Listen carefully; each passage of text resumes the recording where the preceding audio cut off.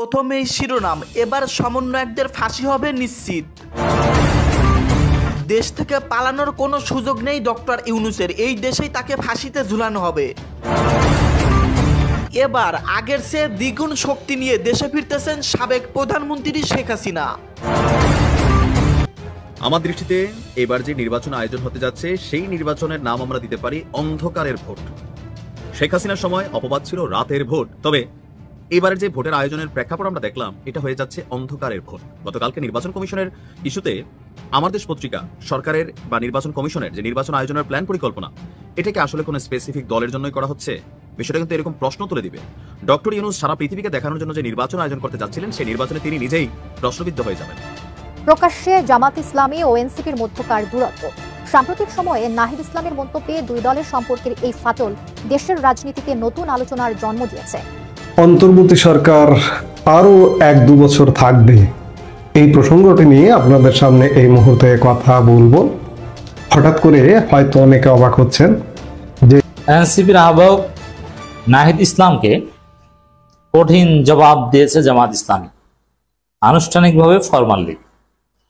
নাহিদরা ভেবেছিল যে কারো বুদ্ধিতে এআই অথবা অন্য কেউ কারো লিখে দেওয়া ইংরেজিতে পোস্ট দিয়ে বেঁচে যেতে পারবে, জামাতকে 2টা গালি দিয়ে একটু মানসিক সন্তুষ্টি অর্জন করতে পারবে। আসসালামু আলাইকুম রহমতুল্লাহ, সবাই কেমন আছেন? আশা করি সবাই অনেক অনেক ভালো এবং সুস্থ আছেন। সবাইকে স্বাগতম জানাচ্ছি আমাদের আরেক নতুন ভিডিওতে। প্রতিদিনের মতো আমি আপনাদের সিরিয়াস ফারুকি আবারও চলে আসলাম নতুন একটা ভিডিও নিয়ে। ইতিমধ্যে আপনারা সবাই ভিডিওর শুরুতে বেশ কিছু অংশ বিষয় দেখে বুঝতে পেরেছেন আজকের ভিডিওটা কতটা গুরুত্বপূর্ণ হতে চলেছে। দেশে যে রাজনৈতিক চলমান পরিস্থিতি চলতেছে তার ধারাবাহিকতায় আমরা সামাজিক যোগাযোগ মাধ্যমে বেশ কিছু গুরুত্বপূর্ণ ভিডিও ক্লিপস পাই, যেগুলো আপনাদের মাঝে তুলে ধরার চেষ্টা করি, যেগুলোর মাধ্যমে আপনারা বেশ কিছু তথ্য গুরুত্বপূর্ণ জানতে পারবেন আশা করি। দর্শক, আর বেশি কথা না আমরা মূল আলোচনা চলে যাচ্ছি। তার আগে আপনার কাছে একটি অনুরোধ জানাতে চাই, যারা আমাদের চ্যানেলটিতে এখন চ্যানেল সাবস্ক্রাইব করে সাথে থাকুন, যারা ইতিমধ্যে সাবস্ক্রাইব করেছেন তাদেরকে অসংখ্য ধন্যবাদ। যারা সাবস্ক্রাইব করেনি তাদের উদ্দেশ্যে একটি কথা বলবো, দেখতে থাকুন, দেখতে দেখতে ভালো লাগে, ভালোবাসা হয়ে যাবে ইনশাআল্লাহ। দর্শক, আর বেশি কথা না বলে আমরা এখানে একটু বিস্তারিত দেখব। প্রকাশ্যে জামাত ইসলামী ও এনসিপির মধ্যকার দূরত্ব। সাম্প্রতিক সময়ে নাহিদ ইসলামের মন্তব্যে দুই দলের সম্পর্কের এই ফাটল দেশের রাজনীতিতে নতুন আলোচনার জন্ম দিয়েছে। হঠাৎ করে সামনে আসা দুই দলের এই দূরত্ব নিয়ে এবার মুখ খুলেছেন গণ অধিকার পরিষদের সভাপতি নুরুল হক নূর। বিস্তারিত আরিফ হাসানের প্রতিবেদনে।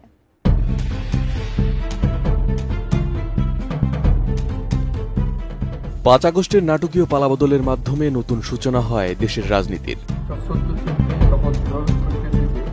দীর্ঘদিন ধরে কোণঠাসা হয়ে থাকা রাজনৈতিক দলগুলোর উপস্থিতিতে প্রাণ ফিরে পায় রাজনীতির মাঠ। জন্ম নেয় অভ্যুত্থানে নেতৃত্ব দেওয়া তরুণ শক্তিদের রাজনৈতিক দল এনসিপি। শুরু থেকে এনসিপির সঙ্গে দেশের বৃহৎ রাজনৈতিক দল বিএনপির দূরত্ব স্পষ্ট থাকলেও জামায়াতে ইসলামীর সঙ্গে তাদের ঘনিষ্ঠতা রাজনৈতিক অঙ্গনে নানা জল্পনা কল্পনার জন্ম দেয়। দুই দলের নেতাকর্মীদের মিছিল, সমাবেশ ও যৌথ কর্মসূচিতে সর্বউপস্থিতি ইঙ্গিত দিচ্ছিল এক নতুন জোটের। অনেকে ধরেই নিয়েছিলেন আসন্ন নির্বাচনে একসঙ্গে পথে নামবে জামায়াত ও এনসিপি। কিন্তু সময়ের সঙ্গে সেই ধারণা ভেঙে পড়ে। প্রকাশ্যে আসতে থাকে মতভেদ, পর্দার আড়ালের টানাপোড়েন, আর তাতে নতুন মাত্রা যোগ করে 19 অক্টোবর এনসিপি আহ্বায়ক নাহিদ ইসলামের ফেসবুক পোস্ট, যা রাজনীতির মাঠে আগুন ছড়িয়ে দেয়। নোভা এলইডি টিভি, ঝকঝকে ছবি, নিখুঁত শব্দ, 5 বছরের ওয়ারেন্টি। নোভা মানি সঠিক মান, নিশ্চিত সেবা। নাহিদ ইসলাম তার ফেসবুক পোস্টে জামায়াতের সংখ্যানুপাতিক নির্বাচন বিষয়ক আন্দোলনকে আখ্যা দেন সুপরিকল্পিত রাজনৈতিক প্রতারণা হিসেবে। তার অভিযোগ, জামায়াত পিয়ার ইস্যুকে সংস্কার কমিশনের সংস্কার প্রক্রিয়া ব্যাহত ও জনগণের উত্থানের পর জাতীয় সংলাপকে মূল বিষয় থেকে সরিয়ে নিতে ব্যবহার করেছে। তিনি আরও লেখেন, জামায়াতের লক্ষ্য ছিল সংস্কার নয়, বরং এটি ছিল কৌশলগত প্রভাব বিস্তার। তারা রাজনৈতিক স্বার্থে সংস্কারের মুখোশ পরে আন্দোলন করেছে। নাহিদের ভাষায়, জামায়াত কখনো সংস্কার সংলাপে যুক্ত হয়নি বা কোনো সাংবিধানিক প্রস্তাব দেয়নি, বরং তারা রাজনৈতিকভাবে হস্তক্ষেপ করেছে ছদ্মবেশে। তার এই তীব্র সমালোচনার প্রতিক্রিয়া জানাতে দেরি করেনি জামায়াতের কেন্দ্রীয় নেতারা। সহকারী সেক্রেটারি জেনারেল এহসানুল মাহবুব জুবায়ের সাংবাদিকদের বলেন, দায়িত্বশীল জায়গা থেকে নাহিদ ইসলামের এমন মন্তব্য অগ্রহণযোগ্য ও অপ্রত্যাশিত। আরেক কেন্দ্রীয় নেতা হামিদুর রহমান আজাদ বলেন, আমরা চেয়েছিলাম দোষারোপের রাজনীতি থেকে বেরিয়ে আসতে, কিন্তু এনসিপির বক্তব্যে সেই পুরনো রাজনীতির গন্ধই পাওয়া যাচ্ছে। অন্যদিকে এই দ্বন্দ্ব নিয়ে মুখ খুলেছেন গণ অধিকার পরিষদের সভাপতি নুরুল হক নূর। এক টেলিভিশন টক শোতে তিনি বলেন, অন্তর্বর্তী সরকার গঠনের শুরু থেকেই জামায়াত ও এনসিপির মধ্যে ভালো রসায়ন ছিল। এনসিপি গঠন, জুলাই পদযাত্রা সব ক্ষেত্রে জামায়াতের ভূমিকা ছিল গুরুত্বপূর্ণ। আবার ছাত্র নেতাদের কাজে লাগিয়ে প্রশাসনিক বড় বড় জায়গায় সুবিধা নিয়েছে জামায়াতও। এটা ঠিক যে গভর্নমেন্টের শুরু থেকে এই জামাত এবং এনসিপির একটা ভালো কেমিস্ট্রি ছিল, এবং এই দল গঠনে জামাত কিন্তু তার এই যে সংসদ ভবনে এখানে অনুষ্ঠান দিয়েছে, জনবল দিয়ে সহায়তা করেছে। ইভেন সমস্ত প্রোগ্রামই এই যে জুলাই পদযাত্রা করলো সেখানেও। তবে তিনি দাবি করেন, জুলাই সনদকে কেন্দ্র করে দুই দলের মধ্যে মতানৈক্য তৈরি হয়। জামায়াতে ইসলামী পরিপক্ক দল, তারা নিশ্চয়ই এনসিপির পেছনে হাঁটবে না বলে মন্তব্য করেন তিনি। নূরের মতে, এনসিপিও তাদের ছাত্র সংগঠনের জনপ্রিয়তা কমে যাওয়ার অন্যতম কারণ জামাত শিবিরের সঙ্গে দূরত্ব তৈরি হওয়া। আর এই দূরত্বের ফলে দেশের কোনো বিশ্ববিদ্যালয়ের ছাত্র সংসদ নির্বাচনে তারা উল্লেখযোগ্য জয় পায়নি বলেও মন্তব্য করেন নুরুল হক। এই মুহূর্তে আপনাদের সামনে কথা বলতে এসে অন্তর্বর্তী সরকার আরো 1-2 বছর থাকবে, এই প্রসঙ্গটি নিয়ে আপনাদের সামনে এই মুহূর্তে কথা বলবো। হঠাৎ করে হয়তো অনেকে অবাক হচ্ছেন যে কি বলছেন তিনি। এমনি তো বলছেন যে সরকারের সময় শেষ হয়ে আসছে, সরকারের চারিদিকে অভ্যন্তরীণ আন্তর্জাতিকভাবে বেসামাল, হঠাৎ করে এখন কেন বলছেন যে অন্তর্বর্তী সরকার কেন থাকবে? আসলে এই কথাটি আমার নয়, একজন সাবেক সেনা প্রধান জেনারেল ইকবাল করিম ভুঁইয়া এমন একটি মন্তব্য করেছেন ফেসবুকে। গত কয়েকদিন যাবৎ ফেসবুকে তিনি ধারাবাহিকভাবে লেখালেখি করছেন। শিরোনাম লেখার হচ্ছে আগামী 5 বছর আমরা কোথায় যাচ্ছি। আমার এগুলো নিয়ে তিনি কি লিখলেন, অনেক কথাই তার আমার কাছে বিভ্রান্তিমূলক মনে হয়েছে, এজন্য আমি আসলে এটি নিয়ে কোনো আলাপ করিনি। বাংলাদেশের গণমাধ্যম তার ফেসবুকে লেখা নিয়ে অবশ্য চর্চা করছে, কিন্তু আমার এগুলো নিয়ে কোনো আগ্রহই নেই। একজন সেনাপ্রধান বলেন যে অন্তর্বর্তী সরকার আরো 1-2 বছর থাকবে। আমাদের সেনাবাহিনীর বড় বড় জেনারেলরা এমন কথাও বলেন যে 4 দিনে ভারতের কলকাতা দখল করবে, কিংবা চীনের সাথে সমঝোতা করে 7 সিস্টার্স দখল নেওয়া যায় কিনা এমন চিন্তা ভাবনা করবার মতো জেনারেলও আমাদের আছে। তো সেই জায়গায় জেনারেল ইকবাল করিম ভুঁইয়া যে কথা বলছেন, আমি তার মতকে আমি সম্মান জানাই, কিন্তু তার মতের সাথে আমি একমত পোষণ করছি না। তিনি কেন এ কথা বলছেন আমরা সেটি একটু পড়ে নেই, তারপরে আবার আমরা আলাপে আসি। তিনি যে ধারাবাহিক লেখাটা লিখেছেন সেই লেখাটার আজকে তিনি শেষ অংশ, খুব সংক্ষিপ্ত সারি শেষ অংশ লিখেছেন, প্রকাশ করেছেন। তিনি 5 বছরের একটা পূর্বাভাস দিয়েছেন 3টা দৃশ্যপট দিয়ে তার লেখা।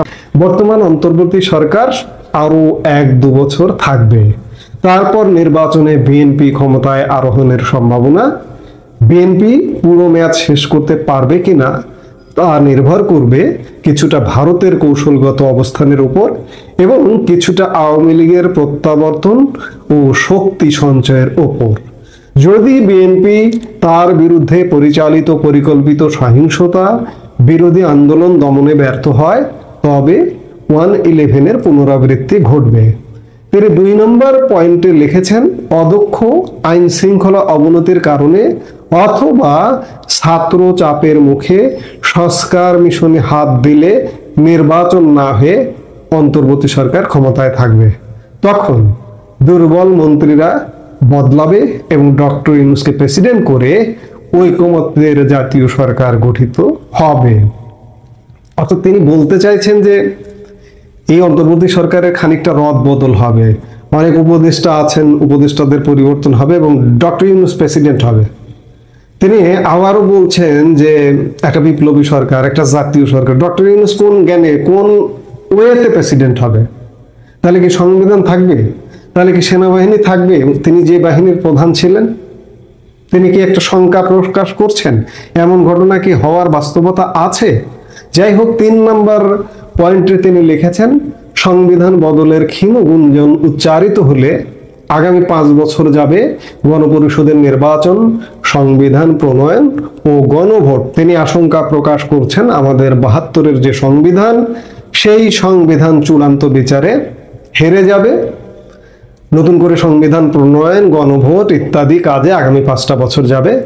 যাই ঘটুক, এই 5টি বছর দেশকে বাস করতে হবে বিভ্রান্তি, অস্থিরতা, প্রতিবাদ, আন্দোলন, হরতাল, অবরোধ, সহিংসতার ভেতর দিয়ে। পঙ্গু অর্থনীতি দরিদ্রদের আরো বিপদে ফেলবে এবং সামাজিক অর্থনৈতিক সূচকে বাংলাদেশ ক্রমাগত পেছাতে থাকবে। আমি তার কথার সাথে পুরোপুরি দ্বিমত পোষণ করছি, তবে শেষ অংশের সাথে একমত পোষণ করছি যে বাংলাদেশকে গত 1 বছর বা 15 মাসে অনেকখানি পিছিয়ে ফেলানো হয়েছে, যেগুলো তিনি শেষ অংশে বলেছেন যে বাংলাদেশের অর্থনৈতিক সূচকে বাংলাদেশ পিছিয়ে গেছে, দারিদ্র্য বেড়ে গেছে ইত্যাদি, এগুলো ইতিমধ্যেই বেড়ে গেছে। তবে তিনি বলছেন যে ইউনূস সরকারের একটা রদ বদল হয়ে একটা ইউনূস হবে রাষ্ট্রপতি, উপদেষ্টা পরিষদে বদল আসবে।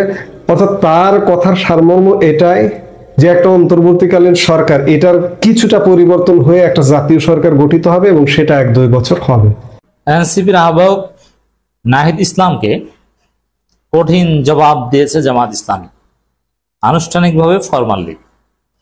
নাহিদরা ভেবেছিল যে কারো বুদ্ধিতে এআই অথবা অন্য কারো লিখে দেওয়া ইংরেজিতে পোস্ট দিয়ে বেঁচে যেতে পারবে, জামাতকে 2টা গালি দিয়ে একটু মানসিক সন্তুষ্টি অর্জন করতে পারবে।